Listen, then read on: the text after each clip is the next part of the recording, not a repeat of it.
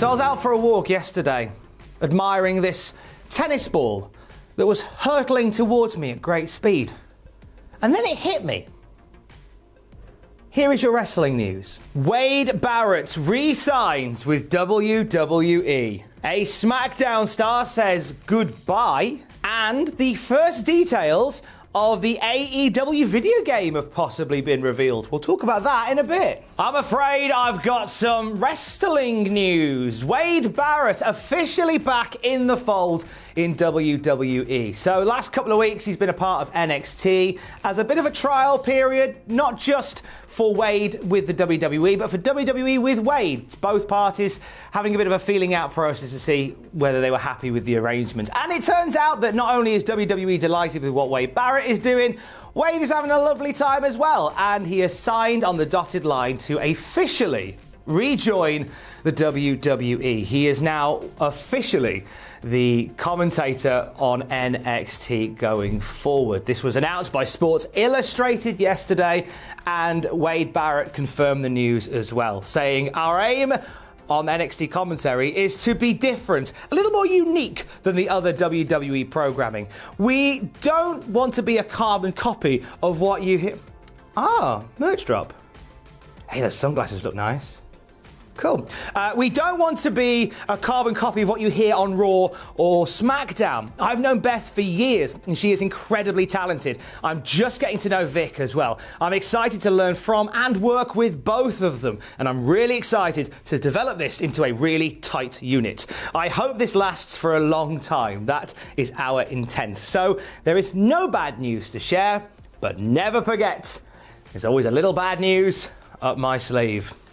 Barrett versus McIntyre confirmed for SummerSlam at Wembley. Book it, book it, book it. Barrett now part of NXT going forward. This is really great news. Like, Wade Barrett has just been excellent on commentary for NXT, in my opinion. I've enjoyed the way that he puts the emphasis and the focus on the talent in the ring.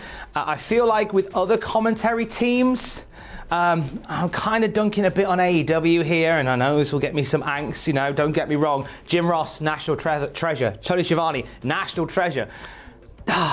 They chatter a lot, and they go off topic quite a bit, and I don't get the energy that I get from someone like a Wade Barrett. That's just my opinion. I'm nobody.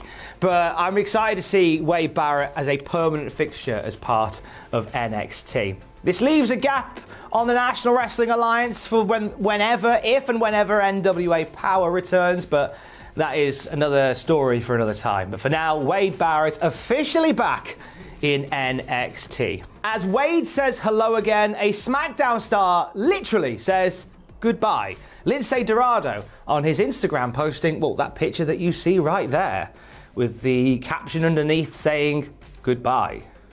Bit mysterious from you there, Lince Dorado. Now, the obvious speculation forever friend there is Lince Dorado is away and he's leaving WWE. This would be out of the blue, because it was only on Friday that Lucha House Party with Lince Dorado at ringside were defeating Cesaro and Shinsuke Nakamura, the reigning SmackDown Tag Team Champions. This would be a strange time for Lince Dorado to be leaving the company if this is the case. This comes following years of Lince Dorado as part of Chikara. Did some time on the indie circuit there. He was signed to be a part of the Cruiserweight Classic a few years back. He dropped out of the tournament in the second round to Rich Swann, but obviously impressed the right people, ended up signing and staying with WWE, forming Lucha House Party along with Kalisto and Grand Metalik, and they've been very hit and miss over the years, have they not, Lucha House Party? They've been very hit and miss. They've had times where they've just been sort of lost in the shuffle, and they've had the odd occasion where WWE gets behind them. See this past Friday when they defeated Cesaro and Shinsuke Nakamura, with the help of some shenanigans, obviously, but still. So it'd be a weird time to see Lince Dorado say farewell. Could also be saying farewell to the mask. Could we see Lince Dorado without his mask going forward? Maybe teasing a whole new persona? Maybe. We will speculate for many hours to come. Heading over to AEW, briefly mentioned the man in our opening story. Tony Schiavone was chatting on his podcast. What happened when? He and Conrad were shooting the breeze and discussing Tony arriving in AEW. And he sheds a little bit of light on a story that we talked about earlier on. I think, was it earlier? Oh, it's such a blur, isn't it? It was either earlier on this year or it was sort of like middle of last year. It's all a blur. So Tony Schiavone was sought after by WWE for a brief time, and then he ended up being a part of AEW. And Tony talks a little bit about the offer from WWE. He says they were very sketchy about it. They said, "We just want you to come to work here. We need more people here who have a strong wrestling background to help out." Well, what do? They said, "Well, you would just work with us." I was talking to Bruce Pritchard, and I think Bruce was shooting with me that he didn't know. Now, it's pretty apparent what was going on, and I don't blame Bruce for it, but they wanted to get me, so AEW wouldn't get me, and they would have run me out of the door right after Eric Bischoff, or maybe just before. Now, I'm not blaming Bruce, but I get it. I know what Vince McMahon was thinking, and you know what? When the story broke that Schiavone was being headhunted by WWE, and we all went, that's a strange one. That's a strange acquisition. And then all of a sudden, oh, he's joined AEW. Ah, that makes, yeah. Seems like just a hiring just to spite. Something that I think WWE has done a fair bit of over the years. You know, we're not that far removed from the era in WWE where they had 7 billion wrestlers on the roster. It's only during the pandemic where they've decided to trim some of them. But they just went through a stage of just hoovering up wrestlers and personalities and backstage people.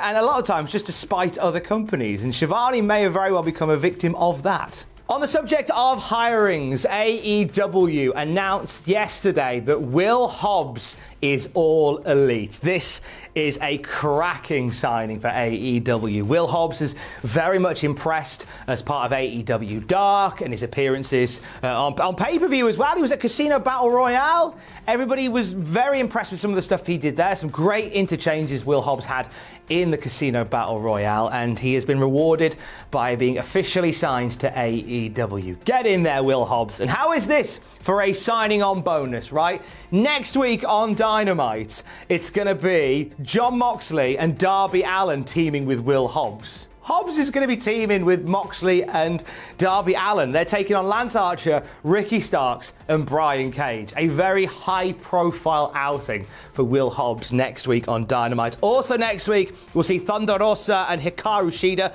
facing Diamante and Ivelisse. Events spiraling from last night's episode of Dynamite there. And, as announced last night on Dynamite, a TNT Championship match next week as Mr. Brody Lee defends his title against Orange Cassidy. Cassidy, who has had one heck of a 2020. Not many people can say that 2020 has been kind to them, but for Orange Cassidy, he certainly can. Just coming off the back of a really strong feud with Chris Jericho, and into his first championship opportunity as part of AEW. We're not counting Casino Battle Royales and the like, all right? We're not counting them. We're not counting them.